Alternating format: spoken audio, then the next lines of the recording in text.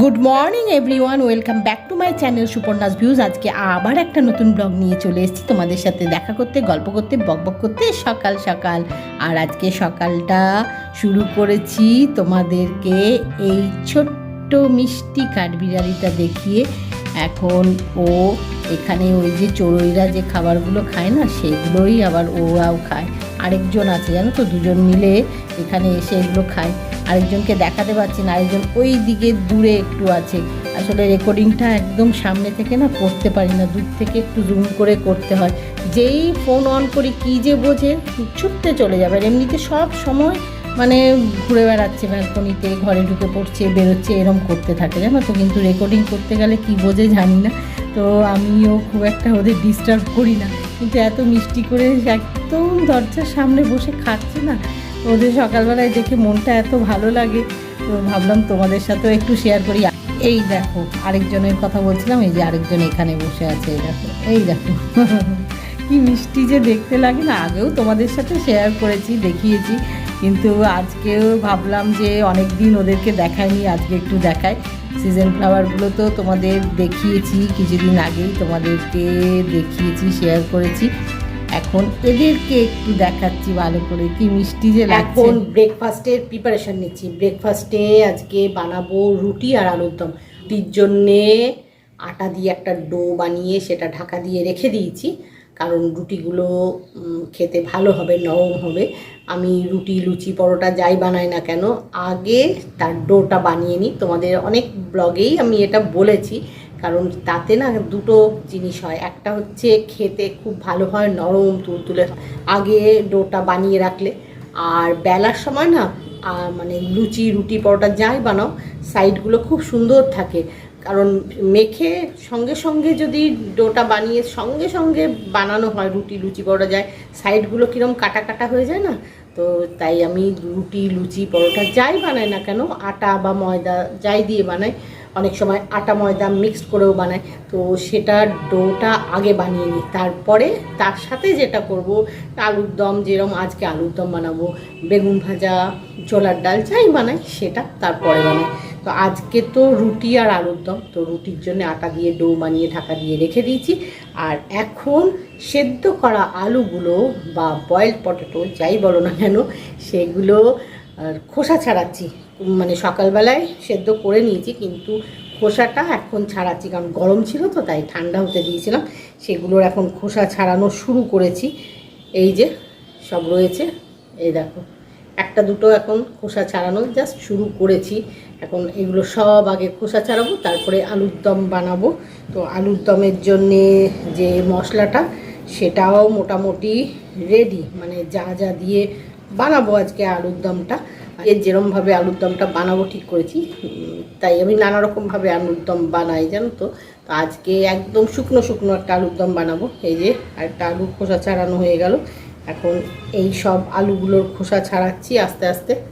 এই যে সব খোসাগুলো ছাড়াচ্ছি, বুঝলে।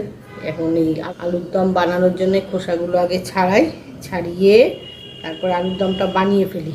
এই যে তোমাদের সাথে কথা বলছি, বলতে বলতেই ছাড়িয়ে নিচ্ছি। এখন ঠান্ডা হয়ে গেছে, সকালবেলা না গরম ছিল যখন সেদ্ধ করেছি, সেদ্ধ করার সাথে সাথে না আমি ছাড়াই না, রেখে দিই। দিয়ে এই যে যেরকম আটার ডোটা বানিয়ে নিয়েছি, বানিয়ে এখন খোসাগুলো ছাড়াচ্ছি। ঠান্ডা হয়ে গেছে, দেখো এগুলো এখন খোসা ছাড়াচ্ছি, ছাড়িয়ে নিই প্রত্যেকটা। ছাড়িয়ে আলুর দমটা আগে বানাবো, তারপরে রুটিগুলো বানাবো। তো আগে ব্রেকফাস্টটা রেডি করে ব্রেকফাস্ট করে নিই, তারপরে আবার গল্প কথা হবে। ওই ব্রেকফাস্ট বানিয়ে সাথে সাথেই কথা হবে না, কারণ ব্রেকফাস্ট বানিয়ে নিয়ে আবার জামা কাপড়গুলো ছাদে মেলতে যেতে হবে। সেগুলো অনেকক্ষণ আগে কাচা হয়ে গেছে, কিন্তু মেলতে যাওয়ার আর সময় করতে পারছি না। তারপরে টুকিটাকি যে কাজগুলো আছে একটু করে নেবো, তারপরে আবার তোমাদের সাথে কথা বলবো। এখন আগে এই যে কয়েকটা খোসা ছাড়ানো হয়ে গেল তোমাদের সাথে কথা বলতে বলতে, বাকি আলুগুলোর খোসা ছাড়িয়ে আলুর দমটা বানিয়ে, রুটি বানিয়ে, ব্রেকফাস্ট করে তারপরে কথা। ব্রেকফাস্ট করে ছাদে গিয়ে জামা কাপড় মেলে এসে আবার কিছু জিনিস আছে যেগুলো ওয়াশ করতে দিতে হবে, ক্লিন করতে হবে, সেগুলোর ব্যবস্থা নিচ্ছি। যেরকম এই দেখো, এই কুশন কভারগুলো চেঞ্জ করছি, এই কুশনের মধ্যে এখন অন্য কভার পরাবো, আর এগুলো এখন ক্লিন করতে দেবো। এই সোফা কভারগুলোও তাই।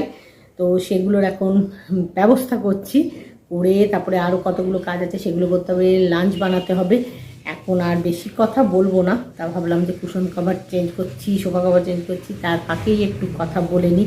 এখন এই কভারগুলো চেঞ্জ করি, কয়েকটা চেঞ্জ করা হয়েছে, এটা হয়েছে, আরও দুটো কিনতে হয়েছে, আরও কয়েকটা আছে, তো সেগুলো সব চেঞ্জ করি, করে এই সোফা কভারগুলোও চেঞ্জ করতে হবে, করে ক্লিন করতে দিতে হবে, মানে ওয়াশ করতে দিতে হবে, তারপরে আবার সেগুলো ছাদে গিয়ে মেলতে হবে, অনেক রকমের কাজ রয়েছে গো। তারপরেও কিছু কাজ আছে ছোট বড় মাঝারি সাইজের, সেগুলো করব।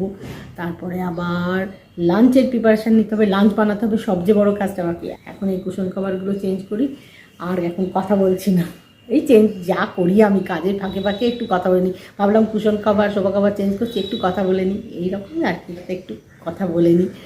কভার সোফা কভারগুলো চেঞ্জ করছি, এই ফাঁকে একটু তোমাদের সাথে গল্প কথা করে নিই, তাই একটু গল্প কথা করে নিই, আর কথা না, এবার এগুলো চেঞ্জ করে ওয়াশ করতে দিতে হবে। লাঞ্চের প্রিপারেশান নিয়ে লাঞ্চ বানানো শুরু করে দিয়েছি। এই যে প্লেন রাইস বানানো হয়ে গেছে, ঢাকাটা সরিয়ে তোমাদের একটু দেখাচ্ছি। যাই হোক, আর বাকি রয়েছে ফিশ, এই দেখো, এটা হচ্ছে পাবদা মাছ, এগুলো এখনও ক্লিন করিনি, ক্লিন করে রান্না করবো, ফিশটা হয়ে গেলেই হয়ে যাবে। পাবদা মাছ আছে, আর কি মাছ আছে দেখাচ্ছি দাঁড়াও, কাতলা মাছ আছে, দাঁড়াও দেখাচ্ছি, সেটা আগে পাবদা মাছটা ভালো করে দেখিয়ে নিই। এই দেখো কাতলা মাছ আছে, আর রয়েছে চিকেন। এখন দেখি কোনটা করব, ভাবছি দুটোই একটু করে করি, কাতলা মাছ আর পাবদা মাছ একটু করে করব। আর সব রান্না হয়ে গেছে জানো তো, ডাল করেছি, একটু পালং শাক করেছি, ডালের সাথে একটু ফুলকপি আলু দিয়ে তরকারি করেছি। এখন শুধু ফিশটা বানাবো, একটু ভাবছিলাম প্রথমে যে কাতলা মাছটা শুরু করি, পাবদাটা করতে পারলাম না, দুটোই একটু করে করি, একটু পাবদা মাছ করবো, একটু কাতলা মাছ করবো। এখন ক্লিন করবো এগুলো, আর সাথে রয়েছে চিকেনটা ডিনারে বানাবো, আজকে ডিনারে একটু চিকেন চাপ বানাবো। এখন ধুয়ে ক্লিন করে প্রিপারেশান নিয়ে রেখে দেবো, আর বাকি প্রিপারেশানটা রাত্রেবেলায় নেব, মানে ডিনার করার আগে ডিনারটা বানাবো, এখন লাঞ্চ আওয়ারে বানিয়ে রাখবো না, তবে এখন ক্লিন করতে হবে, সব ক্লিন করে রেডি করে রেখে দেবো। আর দেখি চিকেনটা আগে ক্লিন করে ধুয়ে যে প্রিপারেশানটা নেব চাপে সেটা করে নিই, তারপরে ফিশ কারিটা বানাবো।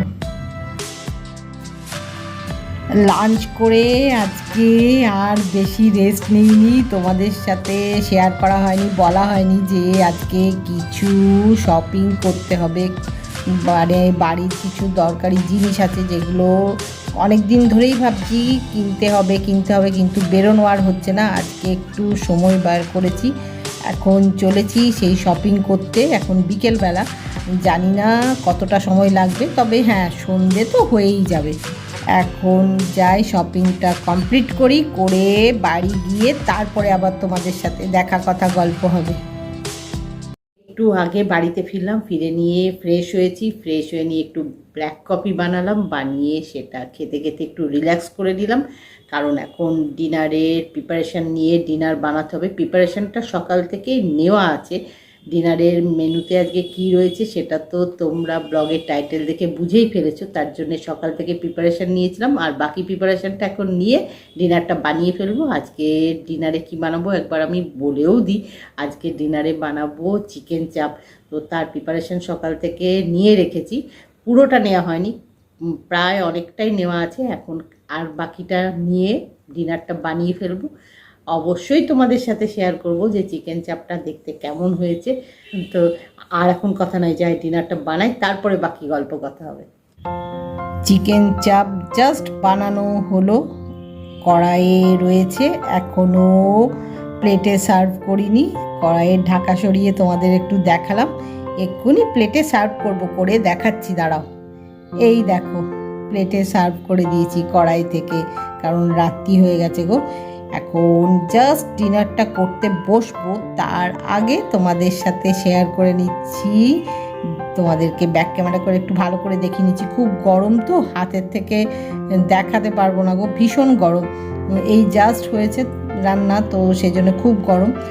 এখন তার সাথে আমি একটুখানি স্যালাড কেটে নিয়েছি, পেঁয়াজ টমেটো, আর রাত্রেবেলায় আর শশা নিইনি, টমেটো আর পেঁয়াজ নিয়েছি, আর এই যে তোমাদেরকে বলছিলাম যে আমি একটা রুটি বানাই, তন্দুরি রুটিও নয়, নানও নয়, এই রকম দেখতে হয়, জানো তো, সফট, খেতে খুব সুন্দর লাগে, সবাই খুব পছন্দ করে, কৌশিক, কৌশানী, সবাই, আমারও ভালো লাগে।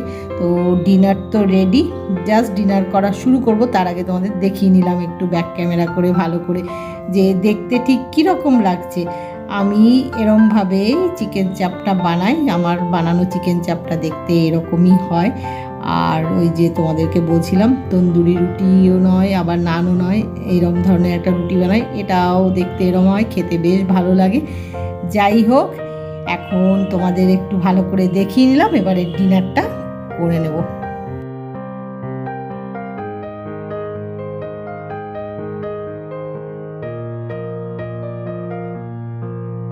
আজকে ডিনারে কি বানিয়েছি সেটা তোমাদেরকে একটু আগেই বলছিলাম, তোমাদের সাথে শেয়ার করছিলাম। এখন ডিনার প্লেটে সার্ভ করে দিচ্ছি, সেটাও তোমাদের ব্যাক ক্যামেরা করে দেখিয়ে দিয়েছি। এখন জাস্ট ডিনার করা শুরু করব। ডাইনিং টেবিলে কৌশানী, কৌশিক দুজনেই হাত ক্লিন করে চলে এসছে, বসে পড়েছে ডিনার শুরু করবে বলে, আমার জন্যে অপেক্ষা করছে। তাই ওদেরকেও আর অপেক্ষা করাবো না, এমনিতেও রাত্রি হয়ে গেছে, ডিনারটা করে ফেলতে হবে।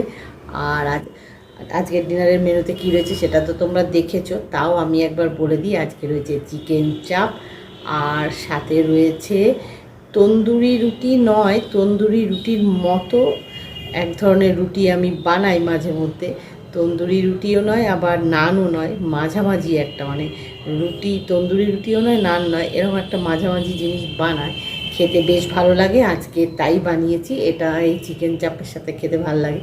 তো এখন এগুলো ঠান্ডা হয়ে গেলে খেতে ভালো লাগবে না, তাই এখন আর কথা বলছি না। আর ওই যে বললাম, কৌশানী, কৌশিককে আর অপেক্ষা করাবো না, ওরা আমার জন্য অপেক্ষা করছে, ডিনার করা শুরু করেনি এখন। আমি বললাম তোমরা শুরু করো, আমি একটু আমার ভিউয়ার্সদের সাথে কথা বলে নিই, তারপরে আমিও শুরু করছি, কিন্তু ওরা অপেক্ষা করছে, তাই ওদের আর অপেক্ষা করবো না। তাই আজকের ব্লগটা এখানেই শেষ করছি।